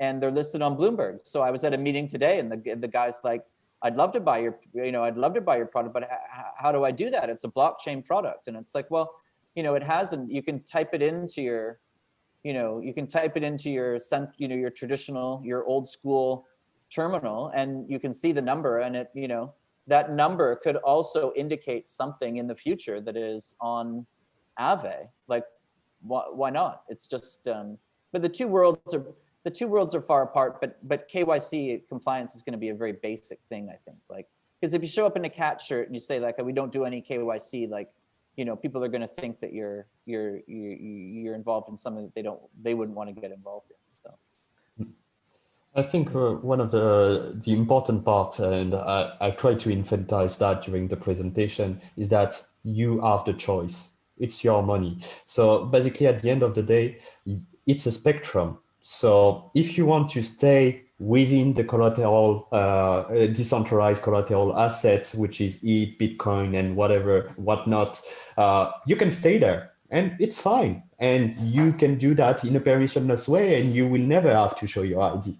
But with Aave, we have the multi-market approach. And basically, the main pool will be decentralized, will be non-KYC, non-custodian, all of that. But if we want to create a pool and a special market with Robert and all the suite of services that he has, that will be not permissionless, but permission needs with a whitelist, because you have to do the KYC on their side in order to access that services.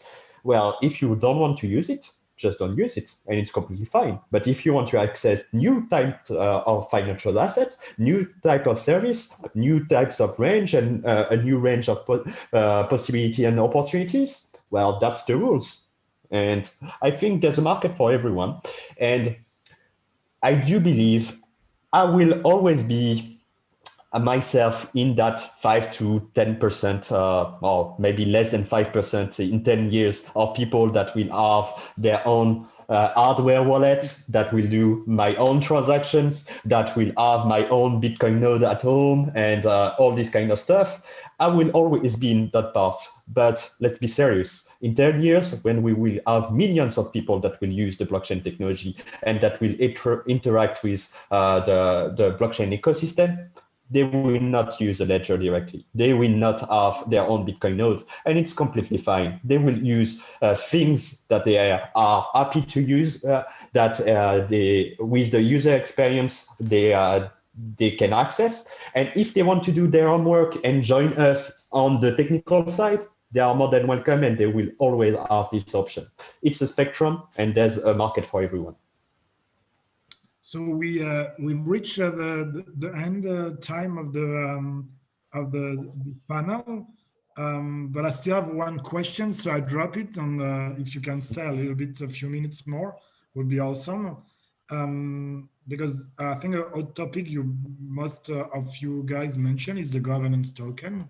So for Robert Sharat, the equity is the governance token.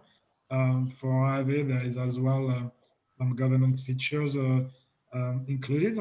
And Robert Zaremba was criticizing the different approaches. So how much of governance should be done on chain or off chain? Or both? We want to start. Robert Zaremba, you want to jump in? So I was hoping that another Robert will start on, and I will have the opportunity to respond on that. So I'm not saying, okay, so first of all, yes, I'm criticizing the governance because usually it really doesn't work. It's really like how we see how it works is used for speculation, which is not in fact what the governments should be for. And if you look at the like a certain extent, if we want to have this DAO for everything, then we are lost. We can't do it because we will just we can't analyze everything. We can't vote for anything. Yeah, there must be some layers, yes, where we like in the politics, unfortunately, we delegate, we let something to do to others, and with what Mark said before, with this the old farming, creating the governance and creating the value out of it. I'm in general like I don't agree in that. I don't think that okay, yes, there is a strong relation between yield farming and the utility because we give the power to users. However, it's how we make sure that this won't be like it will not kick on our back. I don't know. So that's why in general I'm against the governance. I would like to test this in let's say smaller or in some sandboxes rather than in a DeFi ecosystem where we can fish people when we can cheat and we can build this Ponzi scheme.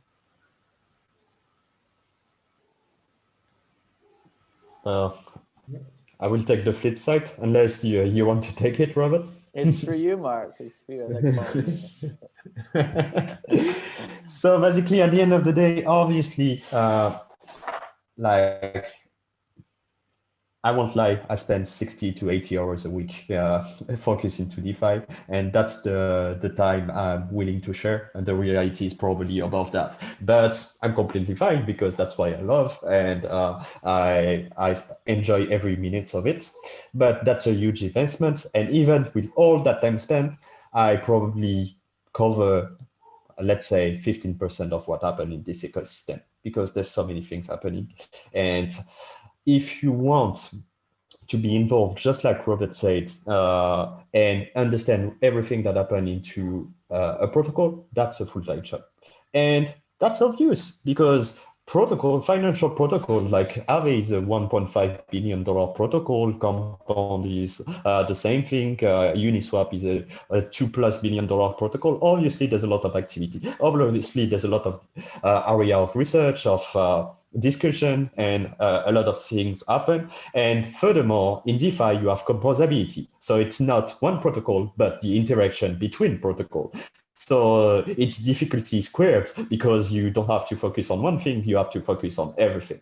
And basically, it's the same with that. The answer to that in real world governance was the politics, like the political system, because as not everybody can be like in good old Athens, a citizen, meaning that you have a lot of slaves and a lot of money, so you can spend all your time to discuss politics because everybody's worked for free for you on your estates.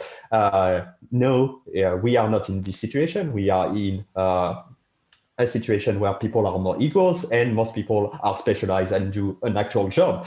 And they spend already 40+ hours a week on their task. We cannot ask them to spend 60 more hours to get involved into a protocol. So the answer to that is the protocol decision. And basically what happened on Compound and on Uniswap, we used the same smart contract technology than Compound, and also on Aave, starting on the version 2 of the protocol, is that you have vote delegation. So basically, if you have some governance asset, you can say, well, I generally agree with this guy that talks on the internet. He seems to spend 60 hours doing that, and I will give my vote to this guy, and he will vote for me. The huge difference with the current politics is that the democracy on the blockchain and in DeFi is a liquid democracy. So basically, if the guy you put your vote into in real world just do like every politician, say something during the campaigns and then do something completely different, you basically in a bad position until the end of the mandate. On the decentralized finance governance, if the guys start to vote on something and you don't like it, and everything is auditable on the blockchain, so you know exactly what your delegates are voting on and on which is true and what was the outcome, then it's one click for you to say, okay, this guy doesn't have my vote anymore. So that might be an area of optimism.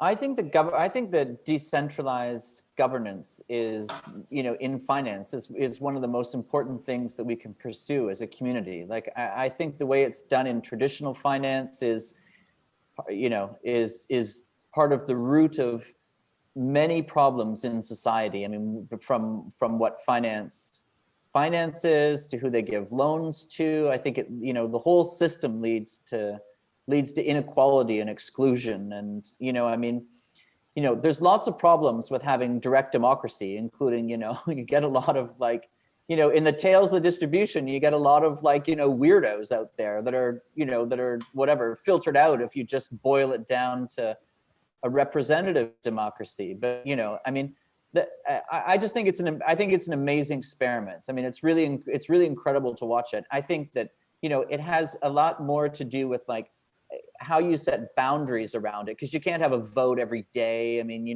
need to have it needs to be well structured so that you get the participation up. But even if you don't get a very high participation, just the very fact that there is a governance mechanism will make things better. I mean, it's just morally better. Like if you really dislike somebody, if you really dislike the management or who's doing a certain job or the way that a protocol is being operated, the fact that you can organize people and vote and change it is so completely different than the system of guilds that we have today, which are totally removed from the the population. So I think that it's I think it's more a question of how you do it than whether you should have governance tokens. But the other thing with governance tokens is some of them mix up governance with equity, because everybody twists themselves to not issue a security. That's why our company, for example, we're very open. We're issuing an equity token.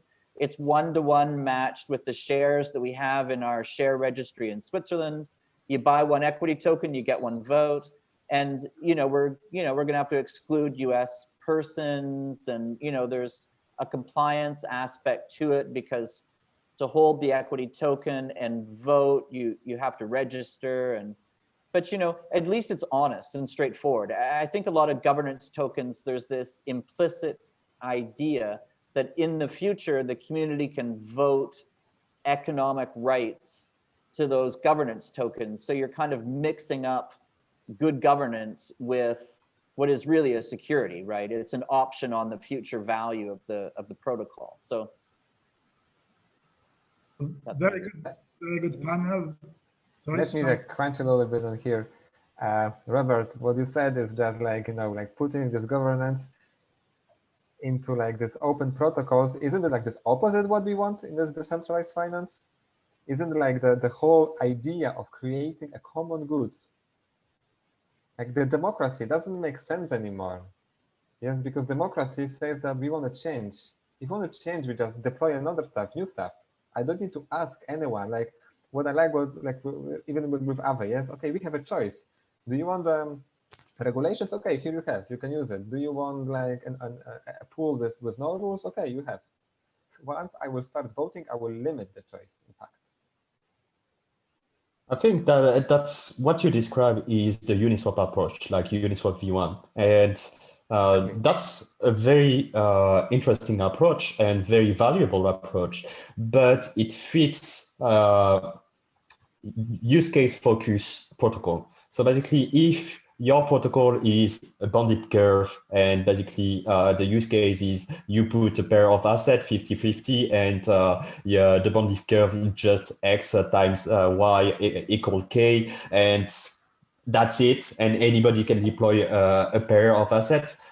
that's something you can deploy and then never touch again and say, this is a public good, use it as you want. For a money market like AAve, which like a bunch of collateral, a bunch of assets that need to evolve with the market, like if we just launch it AAve in January and just never touch it, there's a huge set of features that you wouldn't have today. So if you want something that evolves, you need a bit more governance. It's just two different points inside the spectrum. I'm not against like leadership or building or update something, right? Mm-hmm. It just need to be well managed. I'm just saying is that once we get too much power for like a single change, Mm-hmm. yes, it's not even a democracy. Yes, it's like giving a power to people who will use this as an opportunity. Mm-hmm. Yes, and like having it's not creating the common goods in general. Like that's what my claim is. But I agree with you. Yes, that we should always evolve. It's nothing against the evolution. It's a construction. So I will wrap now the panel. I will let the open question. There's basically all questions are still open. We don't have the answer in DeFi. So thank you everyone for joining. I hope you enjoyed as I did the talk and the panel. And Hey Cyril, maybe you can just share some links to follow up on to the DeFi, to the Telegram chat or the Slack chat. I've did it already. Cool. I did it already once. Yeah, most of the people here are already in the channel, so but it's good. That's good. Thanks again, everyone. Thank you, Mark, for joining to Switzerland, even within the COVID situation. And yes, Thanks to everybody. guys. Thank you. Thank you. Thank you for your time, guys. I was pleased to meet you. See you. Thanks, Mark.